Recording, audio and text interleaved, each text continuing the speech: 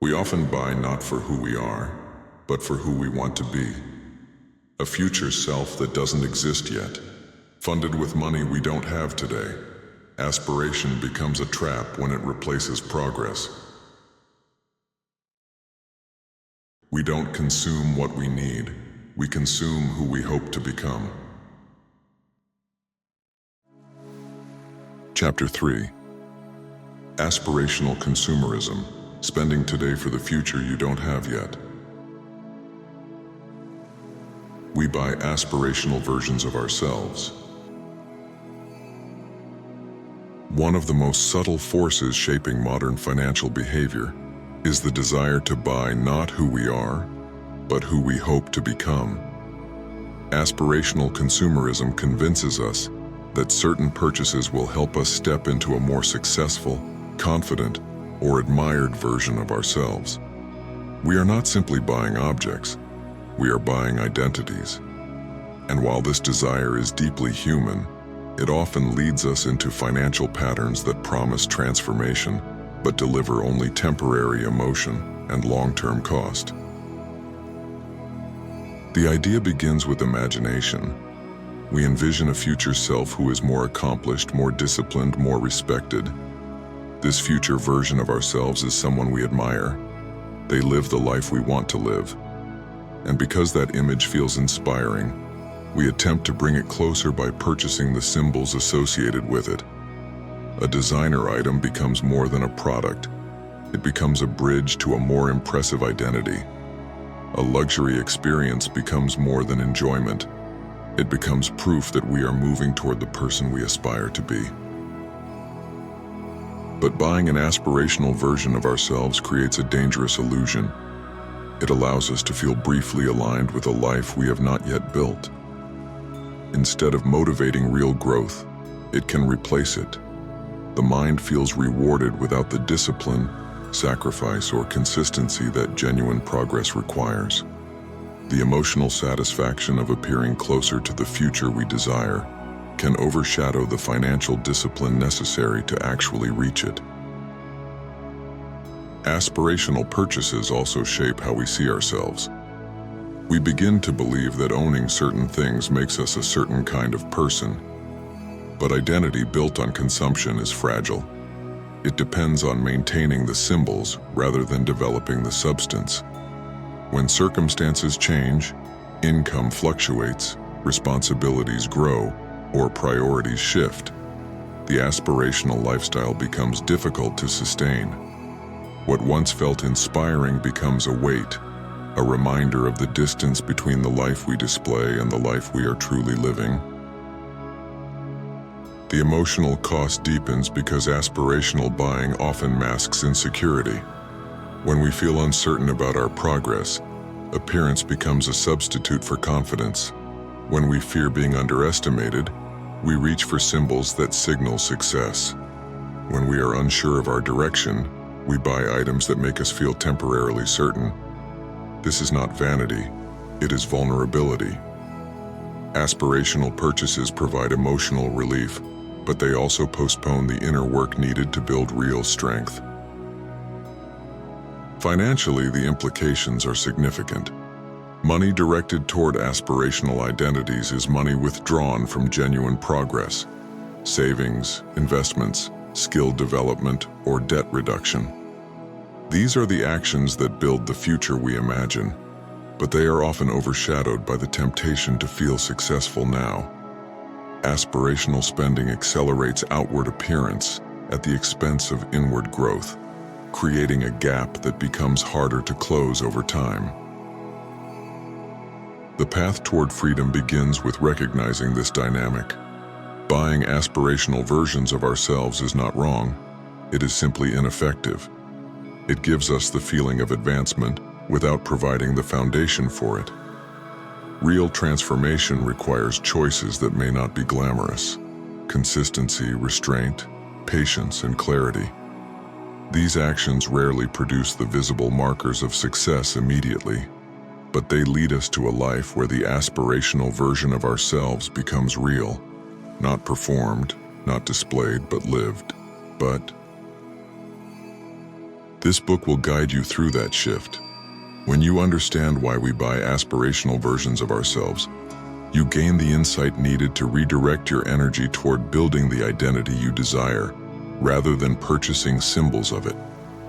You begin to invest in the person you are becoming instead of the image you hope others will see. And in doing so, you move closer to a life rooted in authenticity, strength, and true financial freedom. The "I deserve it" effect.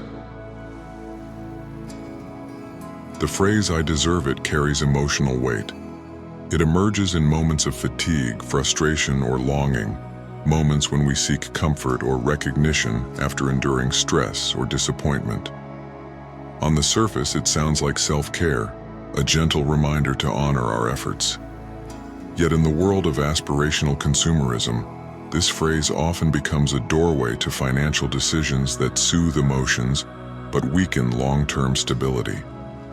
The "I deserve it" effect transforms temporary feelings into costly habits, encouraging people to spend as a way of validating their worth. At its core, this effect is emotional compensation. When life feels demanding or progress feels slow, people look for immediate relief. A purchase becomes a symbol of appreciation for oneself, a tangible reward for effort, sacrifice, or resilience. The object itself is often less important than the message behind it. I am worthy. I work hard. I need something to make me feel better. This emotional logic can feel comforting in the moment, but it is rarely aligned with the deeper needs that truly restore well-being. The danger lies in how easily this mindset overrides financial intention. When emotions lead, reasoning takes a quieter role.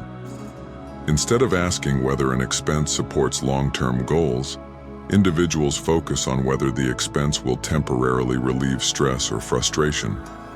The purchase becomes a way to regulate emotion rather than a thoughtful financial choice. Over time, this creates a pattern where spending becomes the primary response to emotional discomfort, even when the discomfort has nothing to do with money. Aspirational consumerism amplifies this effect by linking the idea of deserving with outward symbols of luxury or success. Marketing encourages people to equate worth with indulgence, suggesting that treating oneself requires something extraordinary. This transforms self-care into self-performance. Instead of nurturing emotional health, people seek items that allow them to momentarily step into a more impressive version of themselves. The reward becomes tied not to comfort, but to status. Psychologically, the "I deserve it" effect also provides a sense of progress.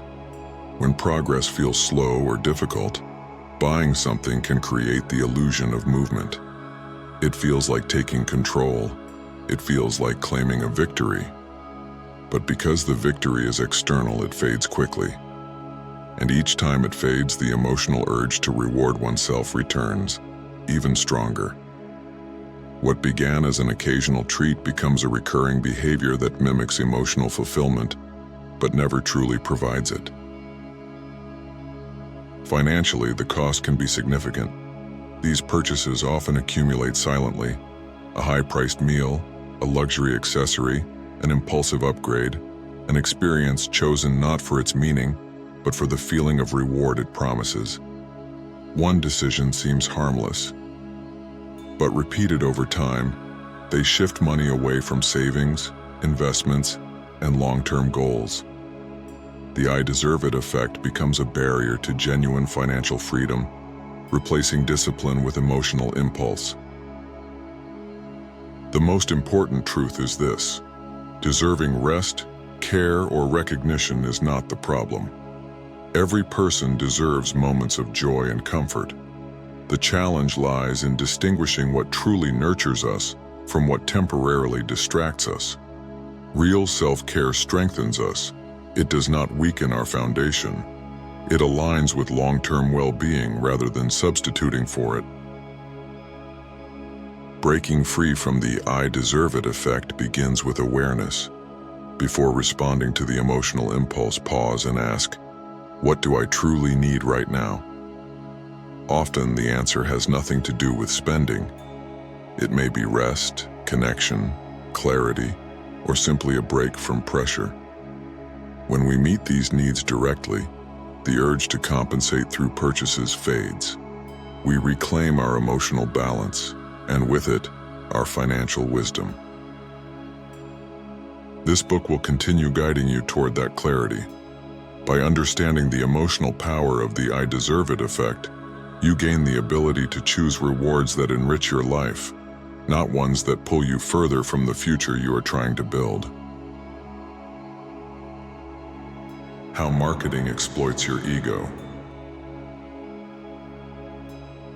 Marketing is often described as the art of persuasion, but in reality, it is the art of understanding human emotion and using that understanding to influence behavior. At its most powerful, marketing does not sell products. It sells identity, aspiration, and belonging. It reaches beyond logic and enters the emotional space where the ego lives, the part of us that wants to feel important, admired, and valued. When we understand how marketing exploits the ego, we begin to see why certain purchases feel irresistible even when they are unnecessary or financially harmful. The ego is sensitive to how we believe others perceive us. It seeks affirmation, recognition, and validation. Marketers know this deeply. Instead of highlighting the practical value of a product, they highlight the emotional value, how it will make someone feel, or how it will elevate their status in the eyes of others. Advertisements rarely say, "This is useful." They say, "This will make you someone worth noticing." The message is subtle but powerful. The product is not the reward. Your upgraded identity is. A classic strategy is the creation of status associations. Luxury brands do this exceptionally well. They present their products alongside images of confidence, success, beauty, and influence. The aim is to make people believe that owning the product will allow them to step into that narrative. The ego responds quickly. It begins to imagine itself within that world, craving the emotional experience attached to the image. Logic fades, replaced by the desire to align with the identity being portrayed. Marketing also exploits insecurity. It subtly implies that without a certain product, a person may be perceived as less successful, less desirable, less capable, less sophisticated. The ego fears this possibility. It fears being overlooked or underestimated. This fear drives people toward purchases that act as psychological shields, helping them feel protected against judgment. These products rarely address the insecurity directly. They simply momentarily silence it. Another powerful technique is the promise of transformation. Marketers know that most people are not just buying items. They are buying the hope of becoming someone better. Advertisements often suggest that the product will reshape a person's life, influence how others treat them, or unlock new opportunities. The ego is drawn to these promises because it desires growth without discomfort. It wants the future without the effort. The product becomes a shortcut, an appealing escape from the slow process of real self-improvement. Social proof is yet another tool. When people see others embracing a brand, especially those who appear admired or influential, the ego interprets this as evidence of value. It signals that aligning with this trend will bring acceptance or admiration. Marketing amplifies this effect by showing diverse but idealized versions of success, suggesting that purchasing the product will place the buyer within a respected group. The ego, which seeks belonging, responds eagerly. The cost of this emotional manipulation is often hidden. When the ego drives financial decisions, the results may feel emotionally satisfying in the moment, but rarely align with long-term well-being. Purchases made through ego-driven marketing create temporary excitement, quickly followed by financial strain or emotional emptiness. Over time, individuals become trapped in a cycle of seeking identity through consumption, never fully satisfied, always chasing the next symbol. Recognizing how marketing targets the ego is not about rejecting all modern advertising. It is about reclaiming awareness. When we understand the emotional levers being pulled, we gain the ability to pause, reflect, and decide intentionally. Instead of asking, "How will this make me look?" we begin asking, "Is this aligned with my goals?" Instead of buying for identity, we buy for purpose. This book will help deepen that awareness. By seeing clearly how marketing exploits the ego, you gain the power to separate genuine desires from manufactured impulses. You begin to build a financial life grounded not in emotional manipulation, but in clarity, authenticity, and long-term strength. The illusion of instant success. In a world that moves at extraordinary speed, the idea of instant success has become deeply seductive. Everywhere we look, we see stories of rapid achievement, overnight transformations, sudden wealth, and effortless progress. Social media reinforces this narrative by showing only the final result, never the years of effort behind it. The illusion is compelling. Success seems quick, simple, and easily attainable. But this perception creates a dangerous emotional trap. It encourages people to imitate the appearance of success long before they have built its foundation. Instant success is appealing because it promises relief. It suggests that with a single decision, a single purchase, or a single moment, life can dramatically change. This emotional shortcut is powerful. Instead of imagining success as a long journey shaped by discipline and resilience, people begin imagining it as something that can be claimed through symbols, luxury items, high-end experiences, or public displays of achievement. These symbols provide the feeling of progress without the substance of it.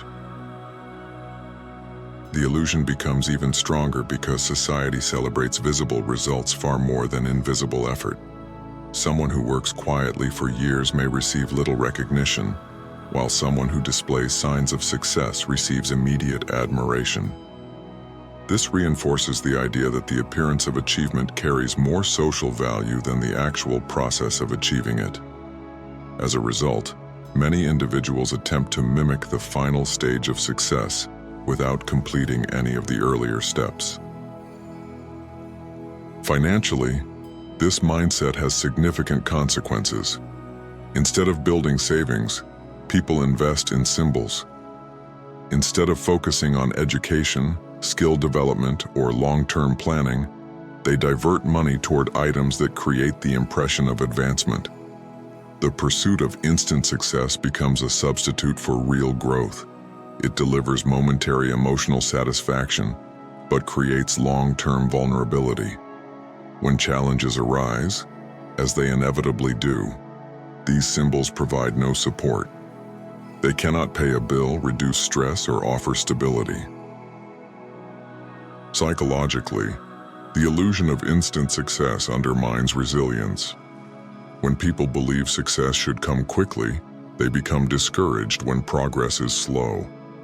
They may abandon meaningful goals because the effort does not align with the narrative they have absorbed. This erodes confidence and increases the temptation to seek shortcuts, often through spending. The result is a cycle of emotional highs and financial setbacks, driven by the belief that appearing successful is the fastest path to becoming successful. The illusion also distances people from their authentic journey. When the focus shifts toward what looks impressive, individuals lose sight of what truly fulfills them. They may choose careers, lifestyles, or goals that align with social expectation rather than personal purpose. The pursuit of instant success creates a sense of emptiness because it replaces identity with image and substance with spectacle. Letting go of this illusion requires a shift in perspective. Real success is rarely immediate. It is built through quiet effort, thoughtful decisions, and consistent actions that may go unnoticed by others. It often develops in private, long before it becomes visible. This process is not glamorous, but it is powerful. It creates a foundation that cannot be shaken by circumstances or external judgment. It provides emotional strength, financial resilience, and a genuine sense of achievement that no symbol can replicate. Understanding the illusion of instant success allows us to reconnect with what truly matters. When we stop chasing shortcuts and begin embracing the process, we gain control over our financial choices and emotional well-being. We learn to appreciate gradual progress. We make decisions that support long-term stability instead of temporary recognition. And most importantly, we begin building a life defined by authenticity rather than appearance. This book will continue guiding you through that transformation. By recognizing the illusion of instant success, you step away from the pressure to imitate what others display and toward the freedom of creating a success story that is real, sustainable, and entirely your own. Building identity through objects. In every era, people have used objects to express who they are. Clothing, tools, symbols, and belongings have always communicated status, culture, and personal identity. But in modern society, the relationship between identity and possessions has taken on a new intensity. Instead of objects reflecting who we are, many people rely on objects to define who they believe they should be. Identity becomes something purchased rather than cultivated. And while this can offer a moment of emotional comfort, it often leads to a fragile sense of self, one easily disrupted by financial pressure or social comparison. Building identity through objects begins subtly. A person buys something they believe will help them feel more confident, more refined, more respected. The purchase promises a sense of alignment with the version of themselves they hope to become. At first, this seems harmless, simply an enhancement. But over time, the emotional dependence on objects grows. Instead of strengthening identity, the objects begin replacing it. The person becomes less connected to who they are and more invested in how they appear. This dynamic is especially powerful in aspirational consumerism. Marketers craft narratives that associate certain products with desirable identities: the successful professional, the adventurous traveler, the sophisticated achiever, the admired social figure. These narratives are intentionally designed to influence the ego, encouraging people to believe that owning the product brings them closer to that identity. The object becomes a symbol not of what someone has, but of who they believe they are becoming. The danger is that this identity is externally constructed and therefore emotionally unstable. When identity depends on objects, it becomes vulnerable to change, loss, or comparison. A new trend can make yesterday's symbol feel inadequate. Financial circumstances can make sustaining the image difficult. Social shifts can make once popular items lose their meaning. The identity built through objects must be constantly maintained, creating pressure, insecurity, and the fear that without these possessions one's sense of worth may diminish. Because of this fragility, people often feel compelled to continue buying, upgrading, and displaying. It becomes a cycle. The more someone relies on objects to create identity, the more objects they believe they need. Instead of grounding them, the possessions tie them to an unending performance. Financial decisions become less about long-term security and more about preserving a version of the self that feels impressive but is not deeply rooted. This pattern also affects emotional well-being. When identity is built on objects, individuals may struggle to feel fulfilled without constant external reinforcement. Approval becomes tied to possession rather than character. Belonging becomes tied to appearance rather than authenticity. This detachment from inner values can create a quiet emptiness, even when surrounded by everything meant to symbolize success. True identity cannot be purchased. It is built through experiences, habits, challenges, and choices. It grows from self-awareness and personal alignment, not from external symbols. When someone shifts from building identity through objects to building identity through purpose, their relationship with money transforms. They no longer need possessions to justify their worth. They no longer chase symbols that only mimic confidence. Instead, they invest in actions that strengthen who they are: financial discipline, personal development, meaningful relationships, and long-term vision. This shift does not require rejecting all material enjoyment. It simply requires recognizing that objects can enhance life, but should not define it. When identity becomes internal rather than external, financial decisions become clearer, more intentional, and free from the pressure of performance. This book will continue guiding you toward that internal foundation. By understanding how identity becomes entangled with objects, you gain the clarity to separate who you are from what you own, and begin building a life where your worth is rooted in authenticity, not appearance. Debt as a tool for pretending. Debt has many legitimate purposes: building credit, investing in education, purchasing a home, or creating opportunities that would otherwise be inaccessible. But in the context of aspirational consumerism, debt often takes on a different role. It becomes a tool, not for growth but for illusion. It enables people to project a version of success they have not yet achieved, allowing them to display symbols of prosperity while postponing the financial reality that accompanies them. This use of debt is emotionally powerful, but ultimately destructive, because it creates a life that looks impressive from the outside while becoming increasingly fragile on the inside.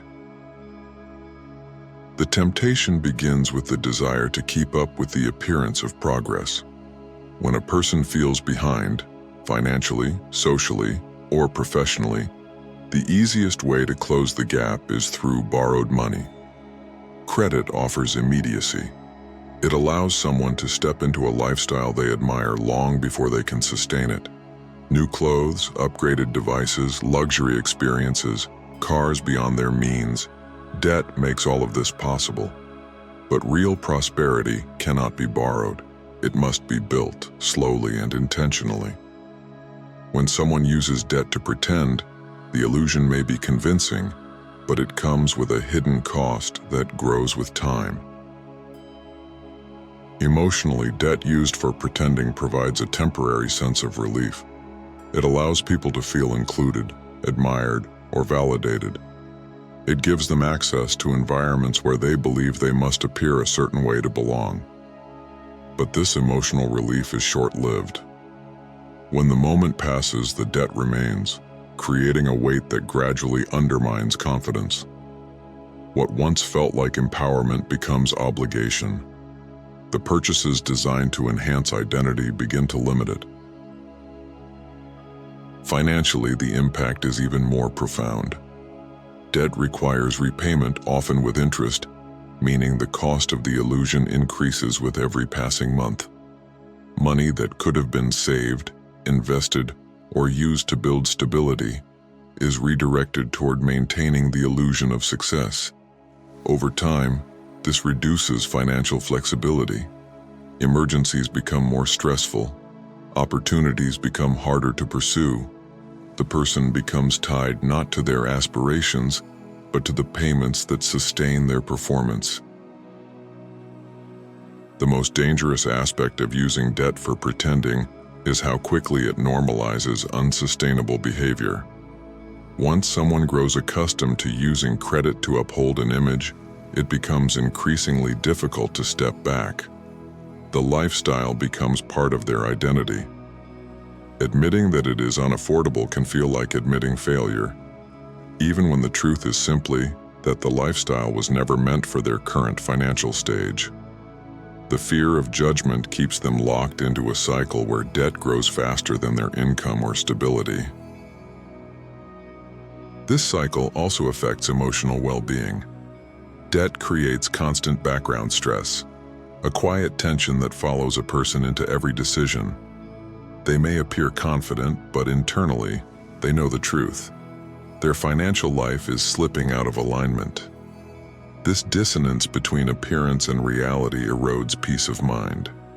It becomes difficult to feel secure, even when the outward symbols of success are present. Escaping this pattern does not require rejecting all debt. It requires redefining its purpose. Debt can be a powerful tool when used to support long-term growth, but it becomes a trap when used to support an image. The key is intention. When financial decisions are guided by genuine goals rather than the pressure to impress, debt becomes a step toward stability instead of a barrier to it. Letting go of the need to pretend is an act of courage. It means choosing authenticity over admiration, discipline over impulse, and freedom over performance. It means accepting that true success is not built through borrowed symbols, but through consistent, quiet effort. And it means giving yourself permission to grow at your own pace. This book will continue helping you reclaim that pace. By understanding how debt becomes a tool for pretending, you gain the clarity to replace illusion with intention, and to build a financial life grounded in strength, independence, and genuine progress.